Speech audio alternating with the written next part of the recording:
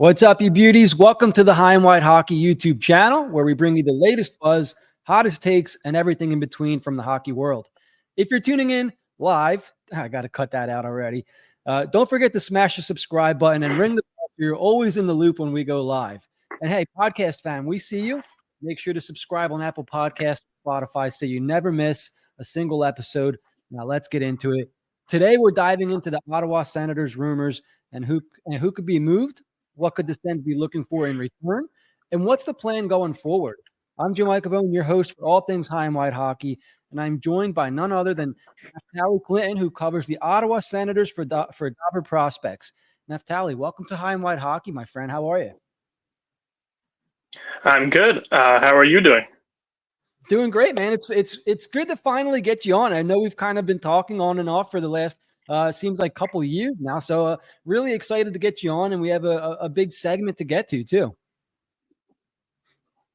Yeah, I actually remember, I don't know how long ago it was, maybe 8 months ago, we spoke about maybe doing a podcast together.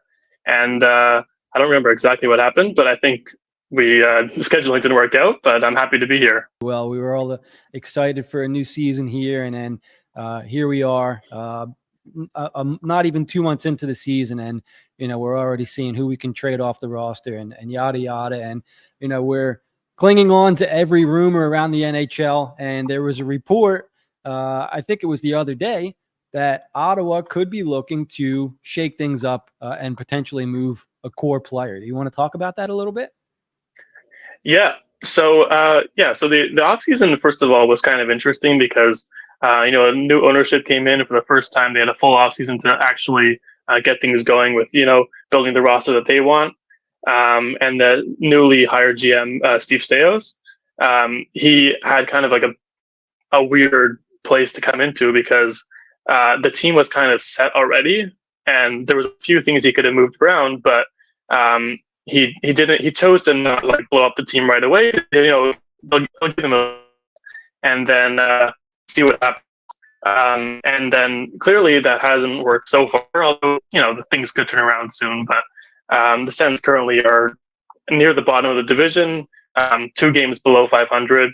Not exactly where you want to be. So that comes into where a report came out a couple of days ago.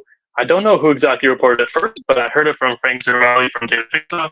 I'm actually running a Daily Faceoff for them. That the Sens, they might be open to trading one of the key players away. Josh Norris, his name came up, and I think it's definitely something that they have to look at. I don't know if it's going to happen soon, maybe at the deadline, maybe after the season, but if they want to shake things up, it could definitely be a move. Something they might look at. As for which players might be on the move, that's really hard to say because you never want to trade a key player away, and all these guys are young, except for Claude Giroux. They're all young, so who exactly are you going to move? But since this is more of a Flyer-centric podcast, maybe I'd ask you which players in the Sens would you want most, and then I can maybe tell you what we'd be looking for in return. Yeah, sure. That's fun. So the first player that I would assume comes to everybody's mind would be Brady Tkachuk. And I have to imagine that, he's off limits. He's the captain. He's signed long-term, correct? He's signed for a pretty good amount of time up there, isn't he? Yeah, I don't know exactly. I think he has 5 years left on his deal, $8.2 million. Long-term contract, and he clearly bought into the system, and the Sens bought into him. So he's not like a pending UFA or anything like that. Sure.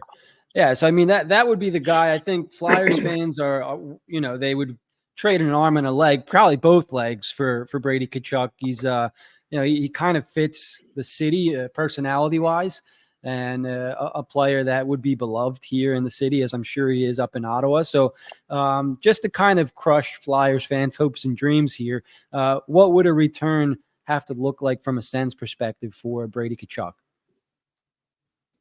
So I have to amend that. Both arms and both legs. Yeah. That's what it would take probably. And maybe an eyeball or two, Yeah, for real, yeah.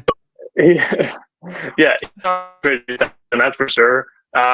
There was some sort of, I don't know if this is actually legit, I heard thing where in the offseason, if the Sens don't make the playoffs this year again, he might request a trade, but I don't know exactly where they would get the information from unless they asked him, and I doubt he would even say that. So that's probably not even true. If they did miss the playoffs this year again, then if I was the GM, everything is on the table. But since I'm not the GM, they're not going to move him. So if Tkachuk was traded, I'd be pretty much shocked. But then, the list of names of people who are superstars who've been traded is very long. So really anything can happen. Absolutely. Okay, so let's get to maybe potentially a little bit more realistic and, two names that the Flyers at least should be interested in. One, I think was a name that was floating around last season in Shane Pinto, and now a little bit more recently a name that's kind of popped up. And I have to admit, I forget about him sometimes in Josh Norris. Both of these players play the center position. It's pretty well documented. The Flyers are extremely weak at the center position, so the Flyers should be, I think, at least kicking the tires here. We were talking Josh Norris pre-show. What can you tell us about these two players, and do you think either of them could be available? And if so, what would the return have to look like?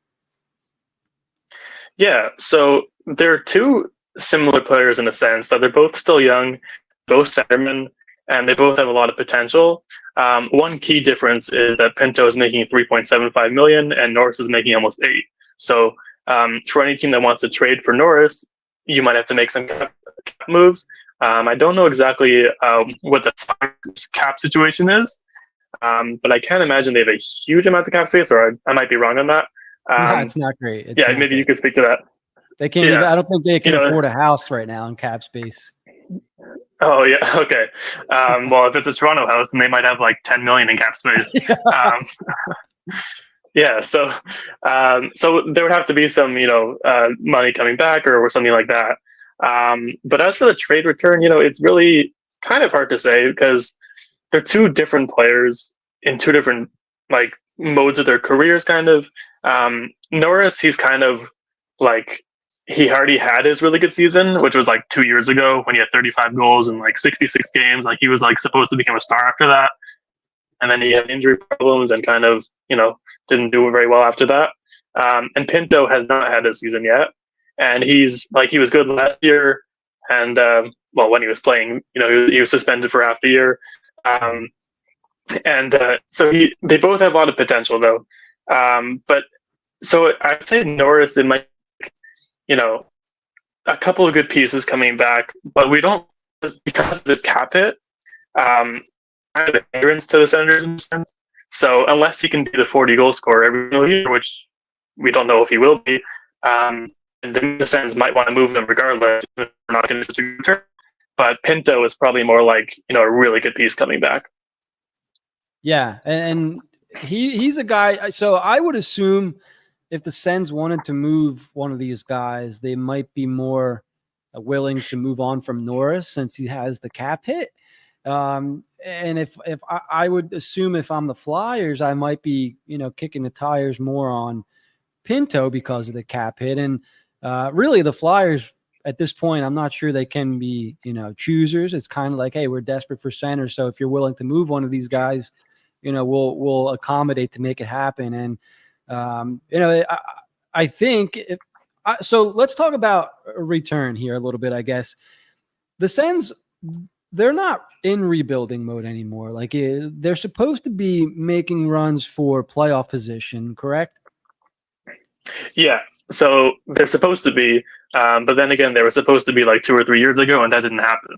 So they're not at the point right now where they can just go, oh, let's just trade away 2 first-round picks, for a good player, and then we'll just win the cup. But then, oh, wait a minute, we missed the playoffs and we have no draft picks. So we can't be doing that right now. They are in the position where, if you look at the team, they're good on paper. Like there's no holes in the roster on paper. So that's what makes it really hard because, what do we want in return? Do we want, one of your prospects and a pick, or do we want I don't know, Joel Farabee or one of these roster players? So that's what makes it kind of hard. But I do think If you take a look at the Flyers roster and their picks and their prospects and stuff, like there's a lot of players there that the Sens would like. So I think something definitely could be done. So I'm curious because I believe the article that I was reading had specifically mentioned if the Sens would want to improve in a position, it would be the right-handed defense position. And since you're on the show, can you confirm is that a weakness on the roster for Ottawa? So yes and no. I don't know when you saw the article, because if it was from like a week ago, it would be different than if it was from the summer. Because from the summer, if it was before the Chikrin trade, the Sens had Artem Zub on the right side, and that was it, and they needed someone else. Now they have Nick Jensen, so the top four on the right side is pretty solid right now. The problem is, of course, Zub is injured long term, so we kind of have that need open again.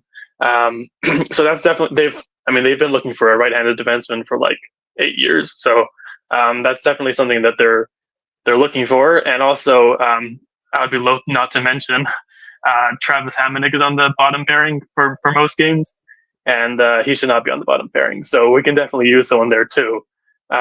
So getting a right-handed defenseman is definitely something that we would need. But I feel like for a trade, Norris or Pinto perhaps leaving Ottawa, it's not really so much what position we'd be getting back, because, okay, not goaltending, because we already have Ullmark and Forsberg, but forward or defense, like any of those positions really could help us just to make a shakeup. Sure. I say Norris for Farabee just as like an example of something like, their positions are kind of similar, but just want to swap players just to get people going. Sure. Yeah, absolutely. And Josh Norris is an intriguing player, but again, I think the contract definitely comes with some risk. The Flyers are locked into Sean Couturier for the next 6 or 7 years at a similar cap hit. And that's obviously turning out to be a very ugly contract. So if they were to trade for Norris and maybe things kind of kept going how they were going, that would be two guys they'd be locked into. And who knows? There's risk. I think there's more risk with Norris than Pinto, but that's also probably why Ottawa would rather hang on to Pinto rather than Norris if they're looking to shake things up, right? Exactly, yeah. I don't know exactly what they're thinking in their heads, people who run the Senators, but I'd have to guess that they probably value Pinto more because of the cap hit, because he doesn't have the injury history that Norris has, and just because he's such a electrifying player, really, at both ends of the ice. So that's definitely taken into account. But as for I think there definitely could be a move that works with the Flyers. I was actually looking at the Flyers roster earlier, and I was just thinking, let's say, because Norris is obviously the guy that I kind of want to move, even though I like him, but Sure. yeah. So what I was thinking was if I was the Sens GM and I went to the Flyers, what they might want to do is be like, oh, we'll take Norris, then you take Couturier back, and then we call it a day. And I'm just like, no. And also Couturier might say no to that too. So, so I totally get what you're saying, about having two $8 million centers who are both underperforming for the next bunch of years. That's why Pinto would probably make more sense for you. Yeah, that would be really interesting. So Flyers would be trading their cap. So here's the thing with Couturier, because I wouldn't be against that move at all. So Couturier is kind of like, I don't want to say it's nepotism or anything. I know him and Tortorella kind of butt heads a little bit, but he is the captain. He is under contract for a long time. And here's a fun fact. When Danny Briere played for the Flyers and Sean Couturier was in his rookie season, Danny Briere is now the GM of the Flyers, just in case there's any fans out there who didn't know that. Couturier lived with Danny Briere. And so there's that relationship there. And while I would be okay moving Couturier, I just wonder if there's some kind of attachment there that would prevent him from being moved. You know what I mean? Or even asking him to waive his contract, kind of there's no movement clause kind of thing. Do you know what I mean? Yeah, for sure. I mean, that would be a nightmare to try to move him, probably. And he's also the captain, right? So that's That's Yeah. not going to happen. Yeah. And as I said, another reason why it's not going to happen is because Ottawa says no. But Yeah. um, Yeah. yeah, yeah. That's for So sure. yeah. So as you were saying, like Norris does carry a lot of risk because of his injuries primarily, and also because there is a chance he'll turn into a player who plays every game, but he has like 20 goals and he's making $8 million, so it doesn't really make much sense. Although, as to the injury thing, if he does get injured at some point, he could just be put on LTIR, so it's not so bad. But um, Who but yeah, who's so that definitely. I'm sorry. What who are Yeah. who's he playing with in Ottawa? Who are his line mates? So you're talking about Josh Norris? Yes. Yeah. So they actually just moved the lines around a bit, but his usual line mates are Giroux and Drake Batherson, I believe. Although I could Okay. be wrong on that. All right. I'm just curious because Yeah. I'm familiar with Josh Norris. I would be lying if I said I watched a lot of them. But the Flyers have a lot of wings that can get pucks to goal. So I'm just trying to see where, how he would fit here and things like that. But I think it's certainly, as we talk here, it seems like Josh Norris, we're kind of zeroing in on him a little bit here. And it sounds like, if Ottawa is to shake things up, he would be the guy that they would prefer to move. And there could be a match somewhere with the Flyers. A couple players. We talked about Farabee a little bit. He's got a $5 million cap hit, so there'd have to be something else that goes along with him to match the cap for Norris. There's a Rasmus Ristolainen. I'm not sure if you've seen him lately, but he's, in my opinion, he's been the Flyers' second best defenseman this season, and it's not a knock on Flyers defense. Ristolainen's really rounded out his game under Brad Shaw, the Flyers' defensive coach. But I'm just trying to come up with names that could come close to the same cap hit as Norris. So it'll be interesting to see. I mean, we're talking rumors, in my opinion, pretty early in the season here, aren't we? Yeah, well, that probably comes to the territory of being fans of teams that are not exactly the most exciting at this point usually. And we're not going to admit it, but we're kind of like, what trade should we make, that kind of thing. But the Ristolainen is interesting because for a while he was like the poster boy of like, oh, he sucks, minus 41 rating a few years ago, and but last year or this year, he's been pretty good. I haven't watched too much, but like I've definitely heard good things about him recently. I don't think the Sens would want him though because Zub is making $4 million, Jensen $4 million, and Ristolainen would be $5 million, and they're all playing right side defense. That's probably too much on that position, and they're all like defensive defensemen, so probably doesn't make that much sense. Sure. But I think cap wise, something definitely could be worked out. And one player we haven't mentioned is Ridley Gregg, and I really do not think the Sens would want to move him. But then again, they don't really want to move any of these guys. So, but this is a guy the Flyers would love. Like he's one of those agitators. He can put up points. He can take a slap shot and empty net. He did that against the Leafs, and all that kind of stuff. You love in a player. Brady Tkachuk light type of player. So he'd be a guy the Flyers would definitely want. But like, I don't know exactly what it would take to get him because he's like I think 22 years old. So he definitely has a long future ahead of him. But yeah, back to Josh Norris though. I think it's definitely he could help out the Flyers. Just I don't know if the consistency is necessarily there. Like last year, he had 30 points in 50 games, which is like pretty middling. But yeah, I'd love to hear your thoughts about Josh Norris, the player, and how he could fit into the Flyers. Yeah, I mean, they need centers. Like flat out, they need centers. Morgan Frost is their most offensively talented center at this point. Sean Couturier, he's still very good defensively, but he's not the same player offensively anymore. He just, he's getting older, and 2 back surgeries. It's just he's not the same guy offensively. Maybe it's there somewhere still, but we haven't seen it now for almost a year. He had a really good start last year and kind of flamed out and has just kind of stayed that way. So Josh Norris, and he would be an instant, he would be probably the Flyers' most talented offensively center.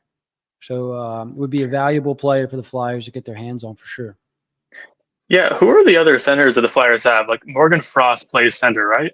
Yeah. And does Bobby Brink, or is he a winger?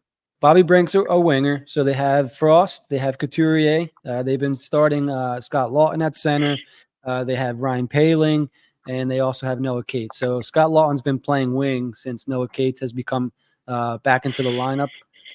So not a lot of very offensively talented or offensively gifted centers. They're all kind of third and even fourth line guys there, in my opinion. You know, they don't have a top line center at this point. At best, in Couturier, they have a second line center, and then Frost is kind of a second, third line guy, in my opinion. So Yeah, pretty yeah. So weak. what I'm hearing from that is like, all those guys are like decent guys to have, but they don't really at this point have anything close to number one center. And Josh Norris at this point isn't really a number one center either, but he might be your best bet. Although you might not want to hedge all your bets on this one guy who has an injury history, has not been very consistent. But yeah, so I think it'd be good to talk about potential returns for Norris. What would you think about giving up for him? Yeah, so the Flyers somehow suddenly have an abundance of right side D, and that's kind of why I brought that up. And they've I know Ottawa wouldn't necessarily need a Ristolainen, but he's a guy that would come to mind for me. Jamie Drysdale, if they're looking for a cheap project kind of player, the caps won't really match up there. In terms of forwards, you have a Joel Farabee, who I think is making $5 million a year for the next 3 years or 4 years, and the Flyers are also rumored to be shopping Bobby Brink, who is making less than $2 million a year. So those are a few guys that are rumored to be available. Morgan Frost is rumored to be available, making less. I think he's making 2.1. So, yeah, I mean those are some players. The Flyers have a lot of picks, first and second round picks in this year's draft. They have 6 total picks in the first 2 rounds. So they have a lot. They have a lot to work with. They also have a winger in the AHL, Samu Tuomala, who's playing very well. They just have an abundance of wings. Even a guy like Tyson Forster, who, I really like. I really enjoy watching. I don't think that he can be off the trade block either. I don't think his name should be kept out of these kinds of discussions. So the Flyers have a lot of players that they can offer up and kind of make something work. Yeah. I'm hearing a lot of decent to good pieces in that. I'm just one idea that came off the top of my head is now the values might not line up, but cap wise, if we did Josh Norris for Joel Farabee and Jamie Drysdale, that would work. Obviously, the Sens might have to add something, but that could be an interesting move. I don't know if the Sens want to trade for a Drysdale type player. They have their number one prospect right now is Carter Yaremchuk, 7th overall pick, right-handed defenseman from last year. And he actually almost made the lineup this year as a 19-year-old, which is pretty wild. So he's their number one guy going forward on the right side future-wise. So I don't know if they're going to want to bring in a Drysdale type of guy who's the exact same role, even though he might be a little bit lower down the pedigree. So Drysdale, I mean, he's the guy that I want the Sens to have for a long time. I didn't at the time, in the 2020 draft, Drysdale went 6th and Sanderson went 5th. So at the time, I didn't really have strong opinions about that. And I'm like, oh, yay, Sanderson's good, so let's just go with that. But that I think more Farabee could be a guy the Sens would want. And he also has consistency problems, and I don't think he has injury problems, but hasn't been too. I think he had 50 points last year, or was that 2 years ago? Yeah, he did have 50 points last year. He had a really good first half, almost 3/4 of the season, and then he fell off a cliff. I think he had 4 points in his last 15 to 20 games or something like that. It was really bad. And then, again, he's another one of those guys that ended bad last year and has kind of started the same this year that way. You know what I mean? So, there's some other sounds stuff like a that's player the come Sens out. would want. Yeah. He's one of those guys, and I'm not sure how his value is perceived around the league. So I don't know, maybe a Morgan Frost and Joel Farabee for a Josh Norris and whatever else maybe that looks like a trade. I'm not sure, but the cap would match there. I think it would be around 7.1 or 7.2 for the Flyers, and then whatever Norris is making, 7 something over there. So I don't know, we're just kicking around some ideas here. And if the trade happens, like we said, make sure we get the credit. Okay. All right. You get the credit.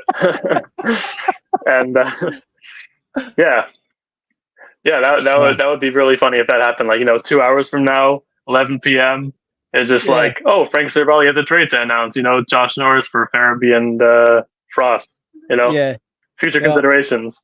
Yeah, make sure you credit HW Hockey, Jim and Naftali. We talked about it first. So that's going to, 25 minutes went by already. We were talking before the show. We're like, yeah, we'll bang out a 15, 20-minute episode. And like we were saying at the start, time flies, man. It was a real pleasure finally getting you on, Naftali. Where can everyone find your work, and where can they find you on X or social media? Yeah. So first of all, thank you very much for having me on. I've wanted to be on this podcast for a while, and it's wonderful that we finally were able to do it. Where you can find my stuff. So right now I do a bit of prospect writing for Dobber Hockey. And you can find my stuff on there, just the Senators prospect updates. On X, you can literally just type in my name, Naftali Clinton, and then you'll find my account there with some pretty messed up takes, but that comes with the territory. Yes, I'm not actively writing in like a part-time or full-time capacity at any websites right now. I have a separate job in a company. So, but really the main thing is just find me on X, and that's where I am. Oh, outstanding. You're a busy man. So once again, I want to thank you for taking the time to hang out for the episode. It's a real pleasure having you on. We'll have to do this again soon, especially if something does go down. So thank you to all the viewers and listeners for hanging out with us on High and Wide Hockey. If you love the show, hit the like button and share it with your fellow hockey fanatics. Got a take on the Sens or the Flyers' future trade prospects, or just want to chirp me in the comments? Drop a comment below. We love hearing from you beauties. And remember, hit the subscribe, turn on notifications so you never miss our next drop. And Podcast Peeps, Apple Podcasts, Spotify has you covered. Make sure you're following us there too. Until next time, beauties, I'm Jim Iacovone, reminding you to keep it high, keep it wide, and we'll catch you later. Bye-bye.